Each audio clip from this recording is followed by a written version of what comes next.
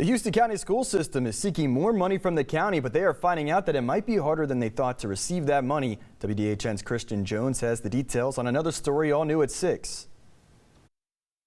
The Houston County school system is in desperate need for more funding, but city officials say that could be a problem. We don't have that money. It does not exist. We're not sitting on an imaginary, we're not sitting on this big pot of money that we're, not wanting to give away.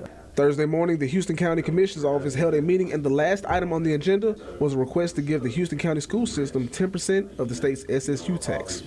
But Houston County Superintendent Brandy White says that 10% is not nearly what he was hoping for.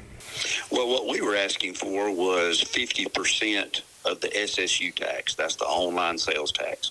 If that were brick and mortar sales, then the school system would be getting 70% of it. But right now we're getting nothing.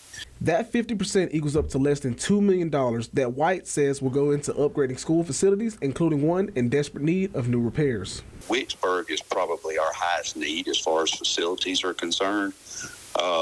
We still have more needs at some of our other schools, but we've been able to take care of some of those. We also have some sewer needs at Wicksburg. Houston County currently ranks 132 out of 138 school systems in terms of revenue. Last year, they were ranked 127, and while Superintendent White may want 50% of the SSU tax, that might not be obtainable. City officials say that the 10% that is being requested is still a significant amount. We don't have a whole lot of money. I mean, this 10% of the SSUT, which is going to be about $350,000, is a tremendous sacrifice for the county to make. Chairman Shoup said that Superintendent White would need to sit down with his board and the community and come up with a plan to make this request possible.